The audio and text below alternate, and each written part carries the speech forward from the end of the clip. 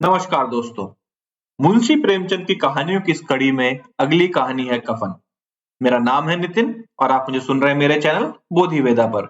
Channel को subscribe करें, अगर वीडियो पसंद आए तो वीडियो को लाइक करें और कमेंट करें। चलिए शुरू करते हैं। सर्दियों का समय था। एक झोपड़ी के दरवाजे पर बाप बेटा बुझी हुई आग के सामने बैठे हुए थे। झोपड़ी के अंदर बेटे की पत्नी बुधिया प्रसव के दर्द से गुजरने की वजह से करहा रही थी। कभी हल्की तो कभी जोर जोर से उसके मुंह से चीखें निकलती थी। उसके करहाने की आवाज और चीखें सुनकर दोनों बाप बेटे का दिल सहम जाता था। भैया के ससुर घीसू ने आधी रात तक चीखें सुनी और फिर थककर कहा कि ये बचेगी नहीं। घीसू का बेटा और बुधिया के पति माधव ने चिढ़ते हुए कहा, अरे मरना है तो जल्दी मरे। पिता ने कहा, अपनी पत्नी के लिए ऐसा कह रहा है जिसने रात दिन इसी घर को दिया है। दुखी आवाज में माधव बोला, मुझसे उसका इस तरह तड़पना और हाथ पांव मारते देखना अब सहा नहीं जाता। दोनों ही बाप बेटे काम से जी चुराते थे। बाप एक दिन काम करता तो 2 दिनों तक घर में आराम, और उसका बेटा माधव तो और भी ज्यादा कामचोर था। 1 घंटे काम करता था और फिर 2 घंटे तक हुक्का पीता रहता। इनकी ऐसी ही हरकत की वजह से कोई इन्हें काम नहीं देता था। ऐसा नहीं था कि गांव में काम की कोई कमी थी, लेकिन घर में जब तक खाने के लाले ना पड़ जाए तब तक ये काम के लिए घर से निकलते ही नहीं थे। पूरी झोपड़ी में 4 बर्तन और कुछ फटे हुए कपड़ों के अलावा कुछ भी नहीं था। दौलत के नाम पर बस यही था इनके पास। दोनों के सिर पर खूब कर्ज भी था, लेकिन संतोष इतना कि इन्हें बस एक टाइम का भोजन मिल जाए। उसके अलावा इन्हें कुछ नहीं चाहिए था। दुनिया भर के ताने भी सुन लेते थे, लेकिन इन्हें कोई फर्क नहीं पड़ता था। इनमें इतना संतोष था कि इनके सामने साधु संतों का संतोष भी कम पड़ जाए। जब बहुत जरूरत पड़ती थी तो बाप पेड़ से कुछ लकड़ियां तोड़ता और उसका बेटा उन्हें बेचकर कुछ पैसे ले आता था। ये पैसा जब तक इनके पास होता तब तक दोनों में से एक भी काम करने नहीं जाता था। अगर कभी घर में खाने को कुछ ना हो तो आस पड़ोस के खेतों से कभी आलू तो कभी गन्ना ले आते। आखिर गांव भी था किसानों का ही। किसी न किसी खेत में मौसम के अनुसार कुछ ना कुछ मिल ही जाता था। इसी तरह से घीसू ने अपनी जिंदगी के 60 साल काट लिए थे।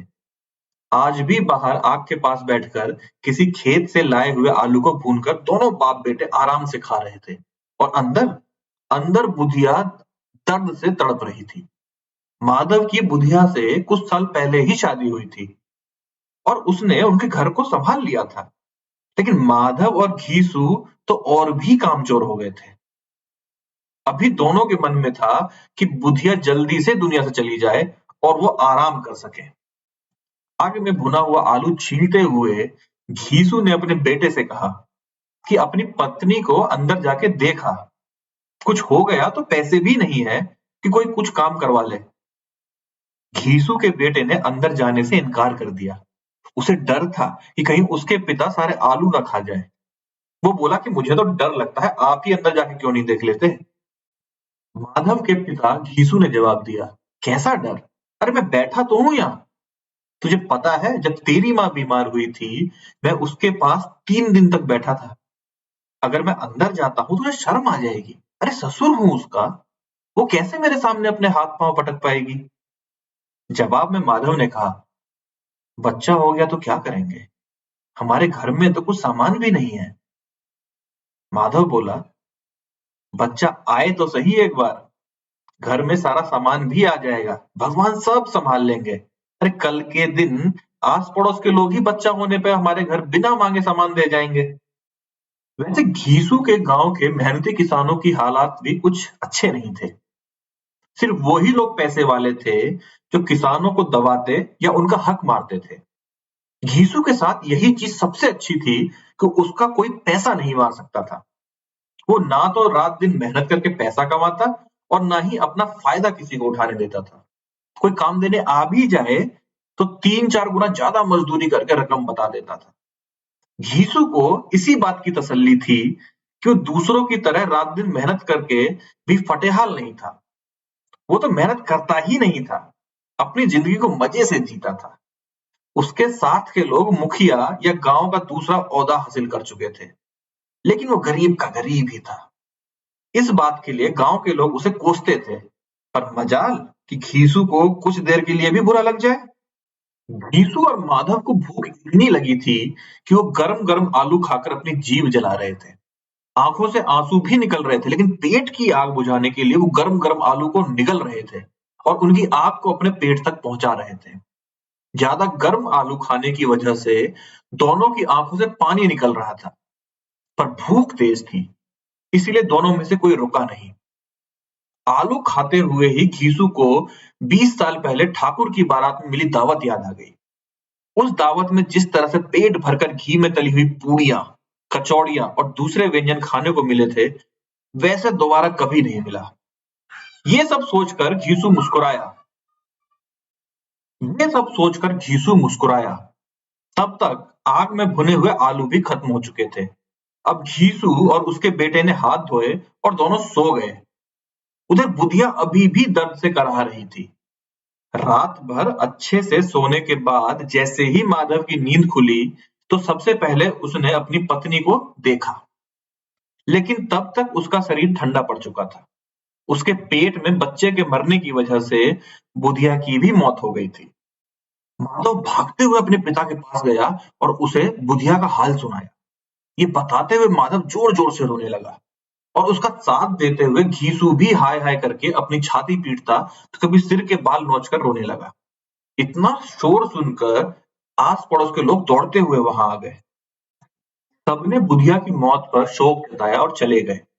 अब माधव और घीसू रोने पर ज्यादा वक्त बर्बाद नहीं कर सकते थे, क्योंकि उन्हें कफन और लकड़ी का इंतजाम जो करना था। घर में तो इतने पैसे थे नहीं कि इन्हें खरीदा जा सके। पूरा घर टटोलने पर भी दोनों को एक पैसा नहीं मिला।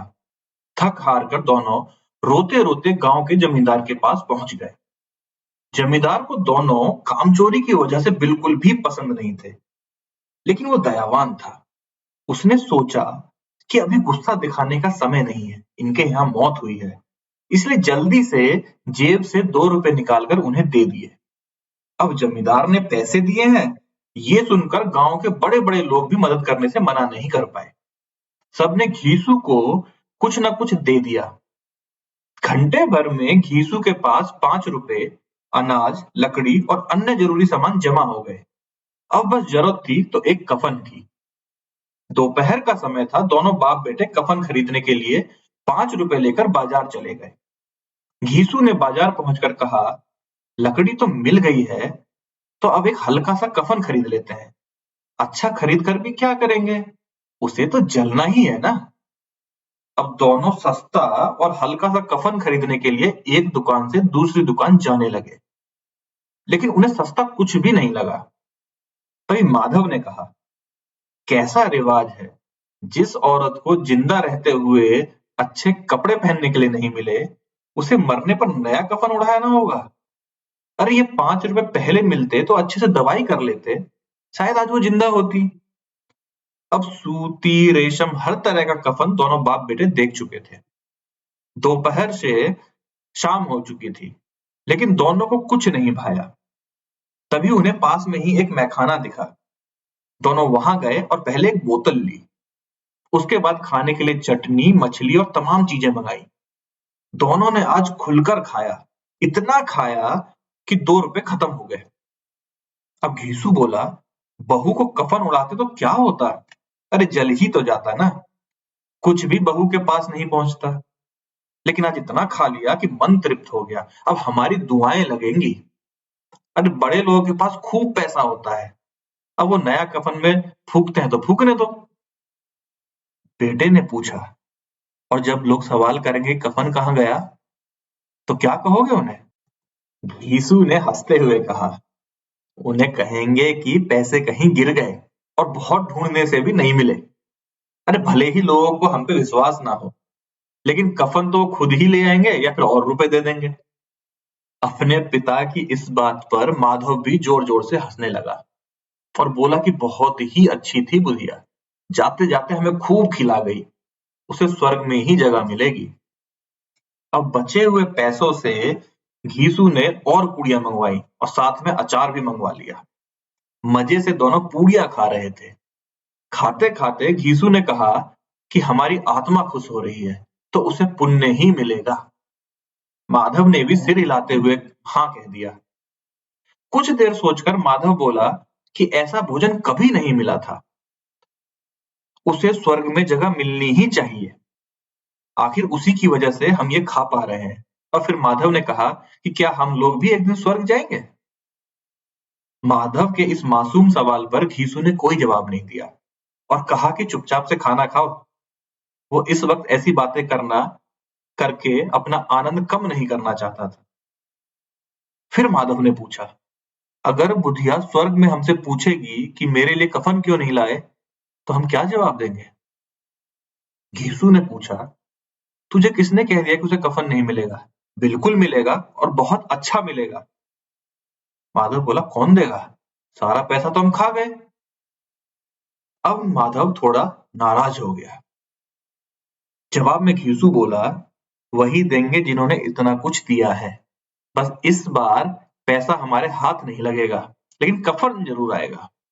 माधव जोर जोर से रोते हुए कहने लगा, स्वर्ग की रानी बनेगी मेरी पत्नी, उसने बहुत दुख झेला है यहाँ। पिता ने उसे चुप कराने की कोशिश की और कहा, रो मत, वो दुनिया के दुख से दूर चली गई है। अब दोनों खड़े होकर गाना गाने लगे और नाचने लगे। सब उन्हें ही देख रहे थे, लेकिन उन्हें किसी से कोई फर्क नहीं पड़ रहा था। नशे में चूर बाप बेटे नैना झमकावे गाते गाते उसी जगह पर गिर गए। तो मित्रों, इस कहानी से हमें क्या सीख मिलती है? इस कहानी से हमें यही सीख मिलती है कि इंसान को कामचोरी नहीं करनी चाहिए, वरना जीवन को चलाना मुश्किल हो जाता है। साथ ही ज्यादा संतोषी होना भी जीवन में हमें आगे बढ़ने से रोक देता है और उसकी चाह खत्म कर देता है। अगर आपको ये कहानी पसंद आई हो तो वीडियो को लाइक करें, चैनल को सब्सक्राइब करें और कमेंट करें। धन्यवाद।